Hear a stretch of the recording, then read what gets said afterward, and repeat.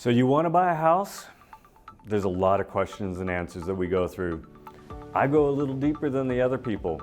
I talk about your hopes, your fears, your dreams, your goals, your boundaries. These are all the questions behind the questions that allow me and my team to be able to make the experience a little bit different and a little bit easier, actually. So we're going to talk about that particular subject going forward here.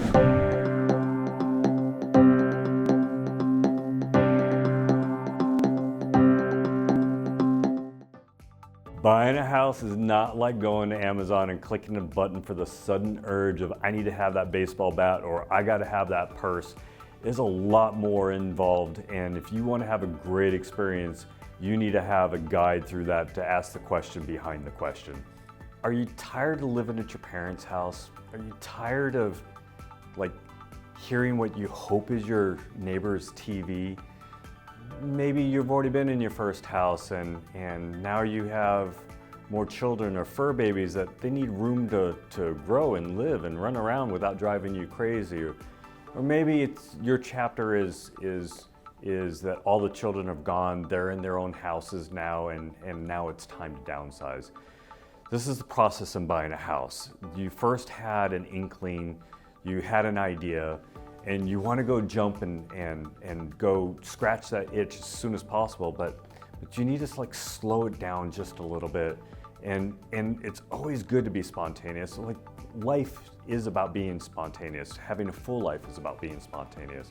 But you gotta, when you're buying a house, you gotta slow it down just a teeny bit. So what I mean by that is it's good that you decided that you're gonna move forward in buying the house, but you gotta consult your loan officer first. You gotta consult the professional first.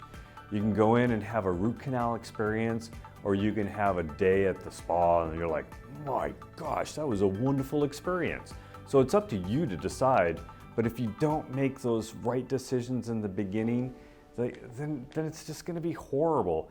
So I remember also when I bought my first house, my wife and I bought our first house, we literally were scared. We were fearful. We were like, oh my gosh, I'm gonna date myself a little bit, but when I say this, but our apartment payment was like $750 a month, and we're like, that's a stretch. And we were gonna go to $1,000. Okay, I gotta buy a house for $1,000 a month. There was nothing out there. There was just shanties of houses, just I don't mind working. I love working on my house, but for $1,000 a month, there was nothing there that I could buy. So I had to know my own budget, and in my own personal experiences, I adapted my personal experiences to you. You're buying a house and you're fearful, I've never made this high of a house payment. So I made sure that I knew my boundaries and knew that I can go to a $1,400 house payment. And then my wife and I found a house, and it was about $1,375, and it was our first house, and we were fearful, but we also trusted in the Lord that He was going to provide for us, and that we were going to do the things that we had to do to keep on working and earn it. And we knew that if we were little fishes in a fishbowl, that we would just grow to expand to that fishbowl a little bit easier. And it all ended up being not a big deal. I'm going to say this really quick though. I don't want to have you be waking up at 3 o'clock in the morning going, where is my money coming from to buy the house or to pay for the house payment? That's not what I'm saying here. But you're gonna have to stretch yourself sometimes, so we've got to know our boundaries. Pre-qualification versus pre-approval. There are times that it is totally okay to be just pre-qualified, or there's times that, no, I have to go the extra distance and get pre-approved. Pre-qual, pre-approval, very interchangeable. You out there, you're like, I don't know, whatever. I just want to get ready to buy a house. I understand. So, and not all pre-quals are the same. Some companies might out there some of the bigger companies might advertise, push a couple buttons. It's super easy. We'll get you out shopping for a house. It's wonderful. You can bring your cousins with you or your nieces and nephews when you're shopping for a house. They make it look super simple. And there's times that's okay, but there's times that it's not, and I'll kind of go into that here in a moment. And then there's times again where, gosh, you might have a medical collection on your account and you need to get ready a little bit more to get pre-approved to buy a house, and so there might be some heavy lifting that we have to do with that. So again, pre-qualification is just like getting some ancillary information. There's differences in companies too with pre-qualification. Some will just ask you a couple questions and move you along. And then like us, we're always gonna get your paycheck stubs and your W-2s and bank statements regardless before you go shopping, because we're looking for those gotchas, and those gotchas will determine of like, hey, pause, we need to stop here for a moment and we need to actually get you pre-approved because you have extra stuff that we need to deal with. So again, even in pre-qualification, it's different standards with different companies. We go a little bit further in the pre-qualification process where we want to see your paycheck stubs and W-2s and such. So a subject that would change us from doing a pre-qual to a pre-approval is, this is a real life example. Let's say you work at a car dealership, and let's say that you get paid $40,000.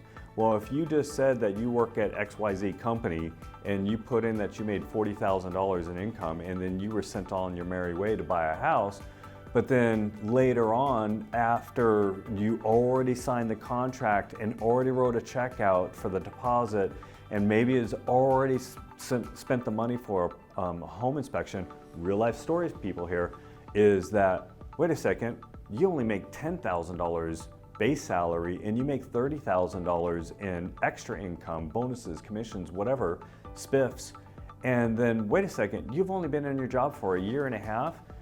I'm sorry, we can't qualify you to buy the house.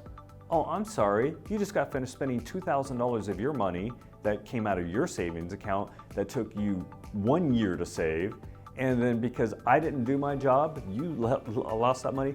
That's not cool, that's not okay, folks. So there are times that, and then I've also had where someone's like so fearful, like, I gotta get pre-approved, I gotta get pre-approved. And they didn't need to do that. They just were afraid, and it's like, hey, just give me your pay stubs, your bank statements, your driver's license, you're good to go. Go out house shopping, but leave that up to the professional to determine that, because unless you're a brain surgeon or unless you were a loan officer let's just use this. If you're a loan officer at a mortgage company for 20 plus years and you know that, then feel free to self-diagnose yourself on that situation. But if you're not, please let me and my team do that, because this is what we do, and we get goosebumps when people buy houses. We get scared for you too. So again, pre-qual, pre-approval, interchangeable, they mean different things. Sometimes it's necessary to do one or the other, but let us determine that for you. And then you won't have a root canal home buying experience, and you'll have more of a, wow, that was an amazing experience, thank you very much. And that's the one we strive for. So make sure you leave it up to the professional. The big picture in getting pre-qualified right the first time, and here's what you need to know. So over the years, I've developed my routine and taken a loan application. And there's emotions that go into buying a house, and those emotions need to be discussed. And so actually, after I have the initial conversation, hi, nice to meet you, this is who I am, this is, all that, is I get into this part first, because I want to identify this part first before I get into your name, social security number, date of birth part of the conversation, because everyone does that. But I want to, again, understand your hopes, your fears, your dreams, your goals, your boundaries, and that's technically what I'm going to be talking to you about. So, hope. What do you hope to achieve? Are you hoping to buy a bigger house from the one you had before? Are you hoping to have a house that has a decent sized lot because you want to go ahead and raise puppies? I had an example where someone wanted to help raise dogs that helped special needs individuals, like caring dogs. The word is escaping me now, but you get the gist of it. So those are some of the hopes part of the conversation. I'm hoping that I can move down in the size of my house because all my kids have grown, and I want to be able to move into this particular neighborhood or this area, so I could be the grandma that I want to be and take care of my grandchildren.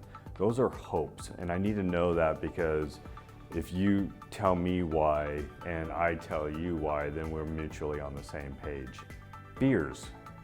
What makes you fearful? I'm fearful of not being able to get a decent interest rate. I'm fearful of selling my house and not being able to qualify for a new house and then becoming homeless. These fears are like, there's only one thing that's stronger than fear, and it's hope, and that's the first thing I talk about. But I also need to talk about fear, because I need to understand what makes you fearful. It may be just buying a house, period. Like it's scary. I don't know what I've done. I've never done this before. I'm a first-time home buyer. Please be careful with me. Like, I need to understand that, so then I know how to treat you as a human being differently from that other human being that I just got finished talking to an hour ago. I shouldn't be talking to you the same way. But again, fear is, like, me understanding your fears helps me understand the transaction that I'm gonna be doing for you. Dreams, what are your dreams? I say this, and if you saw this video first and then I talk to you afterwards, you'll probably hear these words from me, because I say them all the time. I wanna know your Disneyland version of your life. And that's your dreams. Like, let's dream big. That's powerful, man. Like, I'm hoping that I can do this like crazy thing, and I hope you can get me into it. Like, I want to know those dreams that you're that you want, because again, that's part of the emotional part of the transaction that's just above and beyond, again, name, date of birth, social security number. Goals. Everyone has goals. You have a goal to lose weight, you have a goal to run 5 miles and run a 10K, and without me understanding your goals, then I'm not getting a complete picture of the transaction. And we just don't want to make it a transaction. You're doing something that's huge in your life. You're going to make the biggest purchase transaction in your life for now, to date, and we need to understand that stuff. So, and I want to know, again, what's the craziest things that you want, because we might be able to deliver some of those dreams to you. Boundaries. Boundaries is an important subject. Boundaries is that I want to have a $1,000 house payment, and you want to buy a $450,000 house and you have no money saved. Well, those boundaries are unrealistic. And so I need to walk you through the process of finding out what your boundaries are. Because a lot of times when I'm talking to people, I'm like, well, so how much do you want your house payment? And I'm gonna tell you, like 80% of the people, so if you don't know, that's what my job is, to help you figure out what that boundary is. Because you may think it's $1,000 because that's what I've always paid in my entire life. But when you need to might expand those boundaries a little bit more. Also, when you're out house shopping and you're looking at this house and this house and this house, and then, oh, wait a second, this house is like $20,000 more. Does that fit your boundaries? It might totally fit your boundaries, and that might fulfill your dream. And then we don't have to worry about that fear. But boundaries is the thing that sums it all together. So boundaries is an important part of the conversation that I have in the beginning with people, along with those other questions. So there's a reason why we ask you all these questions on the paperwork that you gather up, because you have choices and we want to make sure we get the choice right for you.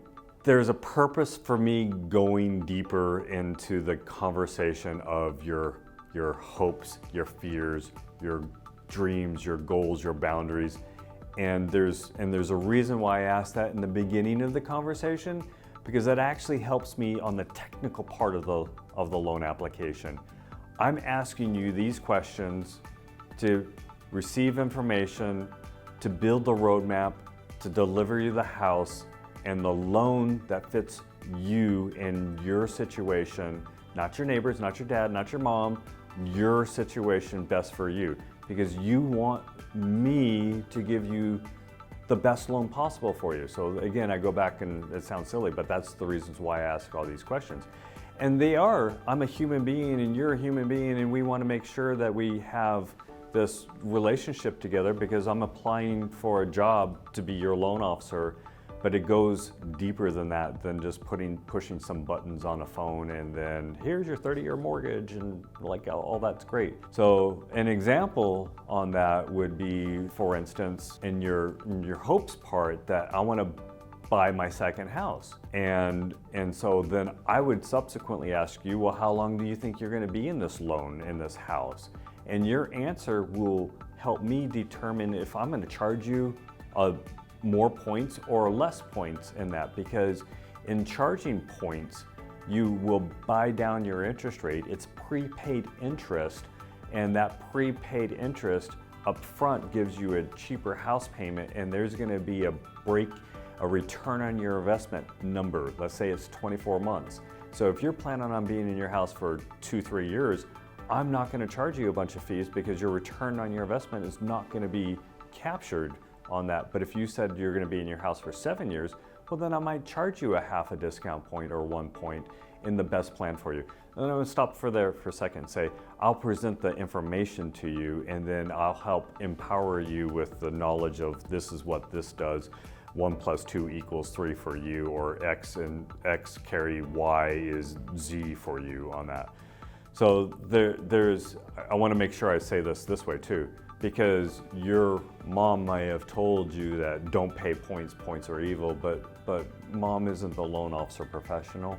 And I love my mom, and she gives me advice all the time, but sometimes it's not the best situation because on this side of the conversation, you have 28 years, 29 years of mortgage lending that has had many different stories for that situation, for that roadmap to give you the loan and the home that meets your needs. So another reason why that I ask those questions is because we might determine that you need an FHA loan or a VA loan or a conventional loan.